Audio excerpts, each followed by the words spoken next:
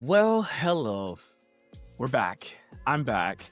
And this is going to be another short episode in which I want to eventually turn this into more of like a book reading corner or a book review, whatever you want to call it. But I want to use some of these moments to go over what I do in my spare time, which spare time is probably not the word because I don't have a lot of that. However, when I have downtime, sometimes I like to read books. Welcome to Simply Walk the Talk. Our bodies and minds adapt to what we do most of the time. If you want to change your body and mind, you must change what it is you do most of the time. This podcast explores all things health, wellness, fitness, lifestyle, and biohacking. Stay tuned as we explore various thoughts, methods, and experiences from a multitude of conversations between our interesting guests and experts through many fields of work. Sit back, relax, and enjoy the show. Simply walk the talk.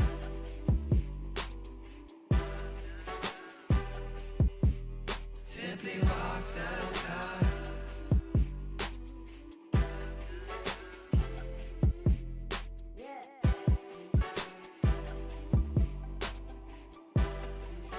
This is one that I recently read called Exercised by Daniel Lieberman. It's The Science of Physical Activity, Rest, and Health. And so I know I briefly touched on this whenever I did a previous episode, but I kind of quickly went over it. I glossed over it just to kind of give some highlights and some overviews. But in this session today, I want to go over it a little bit more in depth because this has become a book in which I refer to quite a bit. I've always been a fan of Daniel Lieberman's work, and I feel like this is something worth mentioning to those because I don't want to harbor all of this information and get people to think that it's just my information. I think we all borrow information from thought leaders like Daniel Lieberman, and so I want to unveil some of these concepts that are in the book that I think are important. In fact, I think several of you realize that I use this app called Readwise, and it's a pretty cool app. Like, it looks like this. If you're watching the video portion of this podcast, you see that it has my daily review. So the daily review basically is when I'm reading a book, whether it's digitally or it's a physical book, I can take a photo of a page or take a screenshot of one of the pages, and then I can select and highlight what I want to go in as like a highlight moment. And so all of these daily reviews, those are all various highlights. And so they create a highlight feed. And then based on the settings that I have, it will spit out anywhere from like 5 to 10 different highlights in the highlight feed. And so this will come from various books. It's almost like creating flashcards because let's face it, when we read a lot of books, I'm someone that likes to read a lot. It's almost impossible to keep up with the amount of information that I get from every single book. And I find that sometimes people do go back and reread a book, but it's almost like you've forgotten it once you absorb the next book and so on and so forth. So I like to wake up, and it's not like I do this first thing in the morning, but throughout my day, I'll open this app and I'll just kind of peruse some of the highlights that I've highlighted from previous books that I've read. And I really enjoyed that because sometimes the message that comes up as a highlight might be very pertinent to what I'm dealing with in the moment, which is pretty cool. It's like a synchronicity, if you will. And then there's other times when I'll go, oh, you know what? I forgot all about that. Let me go back and do some more research on that topic or whatever. So I really love this app. Again, it's called Readwise. And so what I'll do is I'll go in to, like, if I want to add a highlight, I just click add highlight at the bottom, and then you can either take a photo of it or you can add it via text by typing it in. You can also sync with your different apps. And so what I'm going to do is go in and search. So here is some of my recent books at the bottom here. So I talked about ballistic. Here's the Foot and Ankle Bible. This is exercised, and this one is the STEM Regen book. These are just some of the recent ones. And so since we're talking about the book Exercise today, I'm going to click on that, and it'll show the top highlights that I have in here, and I can tag them. And yeah, it just helps to remind me what it is that I thought was interesting while I was reading the book, no matter what I was doing. So this is pretty cool because what I want to do is go over some of the highlights that I selected, and then I'll go to the Amazon sort of the book summary. And so I think first and foremost, I'll read off this first highlight that I have because it's based on the name of the book. It's called Exercised, which is a present tense adjective, right? And so the definition here as an adjective, exercised, means to be vexed, anxious, worried, harassed. So those are all kind of like negative scenarios, right? Like it's those are negative connotations around the word exercised. And I think that lays a perfect groundwork for what the book is to be all about. Because I think most people, when they look at the book, they think exercise, which would be a noun, and they think of the noun here, which is what I highlighted in the book, means voluntary physical activity that is planned, structured, repetitive, and undertaken to sustain or improve health and fitness.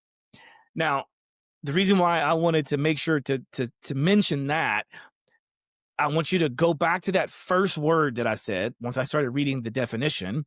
Exercise, noun. Voluntary physical activity that is planned, structured, so on and so forth. So that should get one to start thinking that, like, oh, so, well, what's the difference between voluntary movement and involuntary movement? And that's what this book sort of talks about and it mentions, right? So I'll go one step further. This is the other one that I highlighted. This one is physical activity as a noun. Any bodily movement produced by skeletal muscles that expends energy. So again, these are all various concepts that I found to be interesting. I'm pretty sure that I highlighted a lot more than that, but I know that I would be most likely going back and rereading that book. So now what I'm going to do is I'm going to go to the Amazon page so you can see what some of the other people are talking about in terms of like what they wanted to highlight. And here's the first one that I'll read, this one here. So it says this one was highlighted by 746 Kindle readers. And it's this third one here. Stated simply, we evolved to be as inactive as possible. Or, to be more precise, our bodies were selected to spend enough, but not too much energy on non-reproductive functions, including physical activity. So again, in reading that, one might think, well, wait a minute. I guess what you're saying is that we evolved to basically conserve as much energy as possible because it wouldn't make sense for us to expend a lot of energy when we're not too sure when we're going to get fuel, when we're going to get our next bit of food, when we're going to be able to drink water, because energy was scarce when we were, our early ancestors. We didn't know when we were going to eat. We didn't know what we were going to do. So the whole point would be to basically not waste anything that was out of the scope of reproduction. So our whole point of living basically was to reproduce and to find food, to hunt, to forage, and to reproduce, wash, rinse, and repeat, right? So going to the gym or doing random exercises, I mean, I think a lot of the non-reproductive movement that would have been happening, again, according to some of the research in the book, is things like play, things like, maybe dancing, which I guess could also be play, celebrating different things.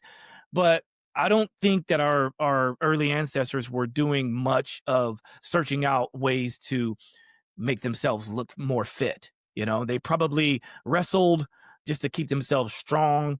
They probably danced. Obviously, I think there was a lot of persistence hunters back in the day in certain parts of the world. So there was a lot of that. But I think the whole point of living and thriving back then was to reproduce, to create shelter, to forage and hunt for food. And that was it, really.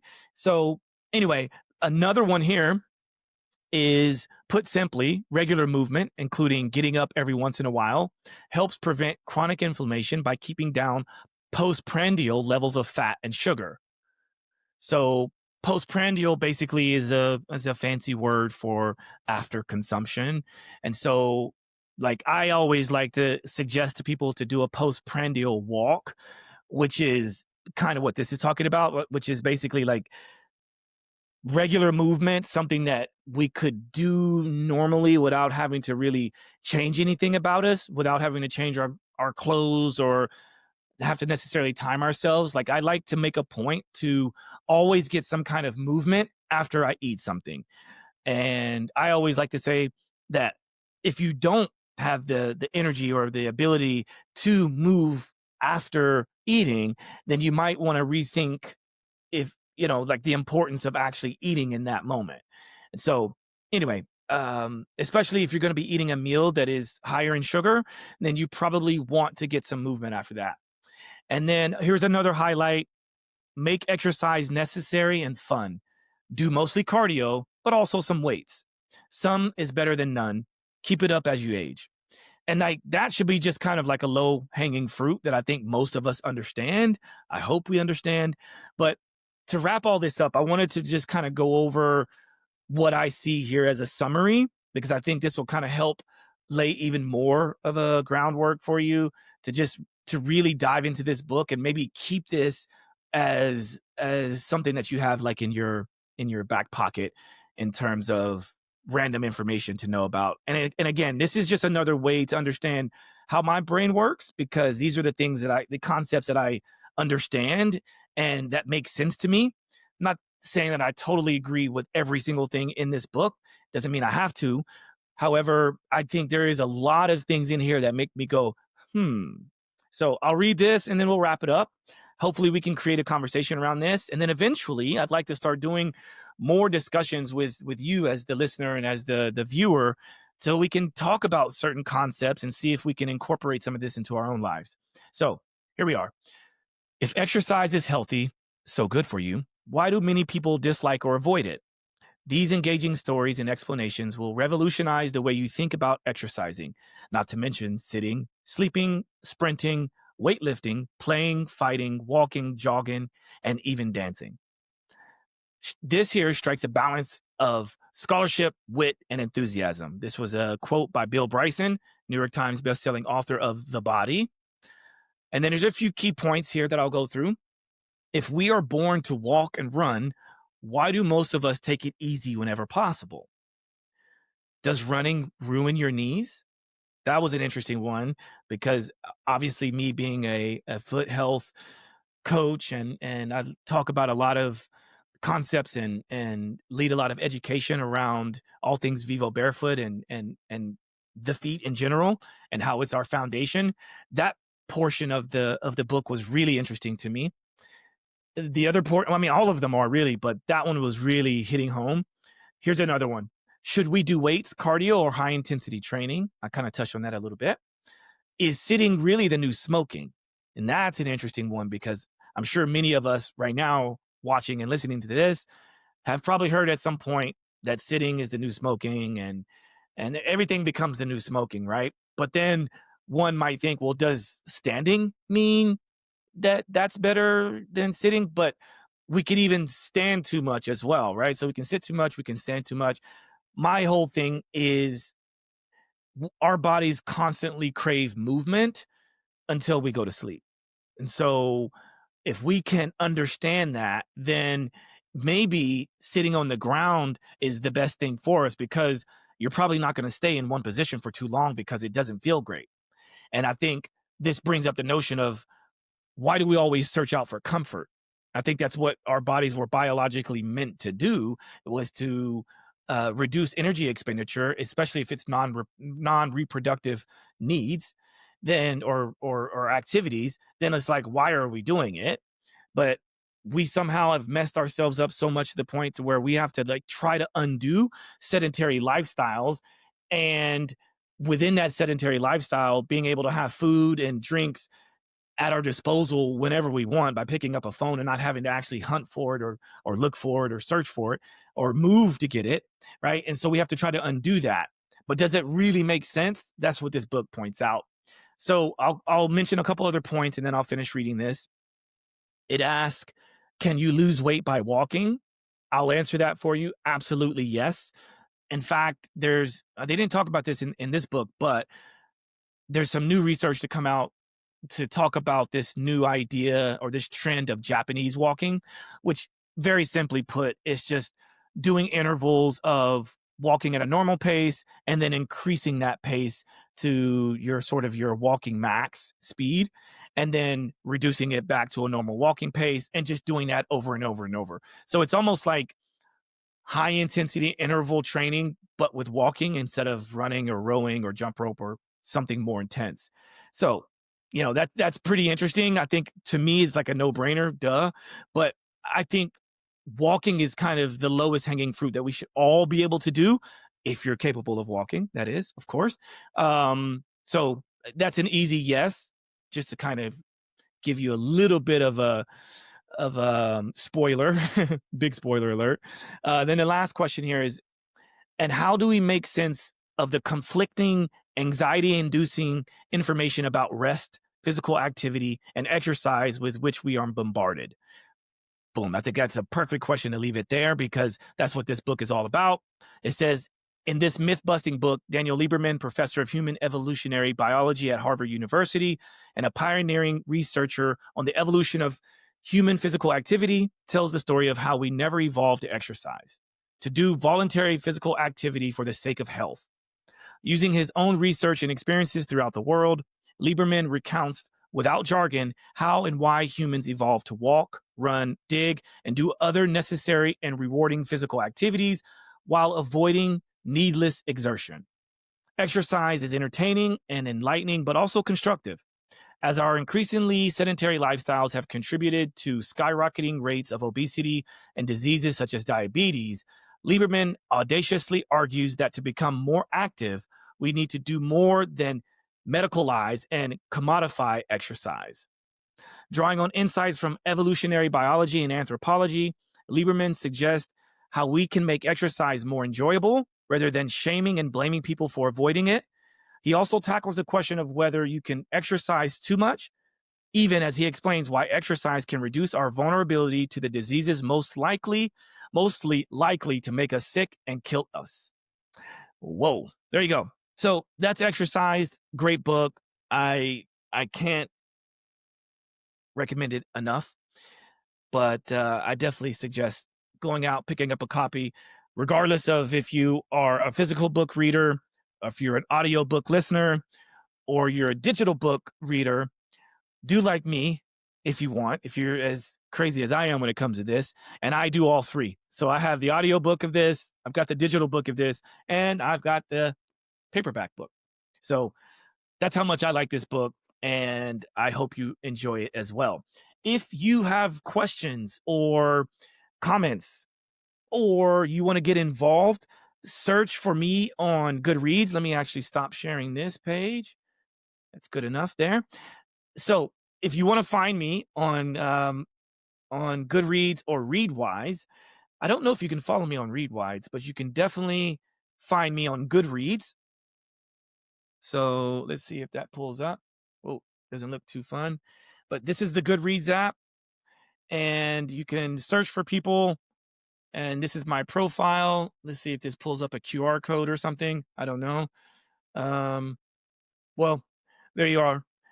There's my profile, and then you can see like some of the books that I have read, the books that I'm reading. According to this, I've read 108 books, and it'll show like some of my favorites on there. I guess I could start a reading challenge. Maybe I will do that, because a while ago I did a book a week challenge, like 1 book a week. And that was really fun. I learned a lot. And this app was very helpful because I got a chance to go back and look at, okay, got this and that. But then the Readwise app is also very helpful because reading a book a week, sometimes big books like this, means I'm probably not retaining all that information. So it's really helpful to have something to fall back on like this. So that's that. That's enough. If you have questions, hit me up. Let me know. And maybe send some comments on some books that you would like for me to read. Maybe I've already read them. Maybe I haven't. But I love getting good book recommendations. And it doesn't have to always be about health and wellness and fitness. It can be nonfiction. It can be fiction. It can be love stories. It can be whatever. But I kind of like it all. But clearly I love the science, health, and wellness stuff. Anyway, until next time, this is Josh signing off with Simply Walk the Talk. Peace. Walk the talk, talking facts. Move like me, but I move a little fast. Make my move, here to last. Fasten these seatbelts, I'm coming past. Take care of me, longevity. Hack my biology, better believe. Walking the talk, soul, mind, and body connected. Better come give us a listen. Better come give us a minute or two. Open the box up, we giving you tools. Giving your engine the fuel that it needs. Breathing into it, it's autoimmune. Make a connection, we're stronger in two. Making us one of a kind of a few. Work on the mind, but show me your moves. If you do what you say, you know what to do. Yeah. Simply walk the talk.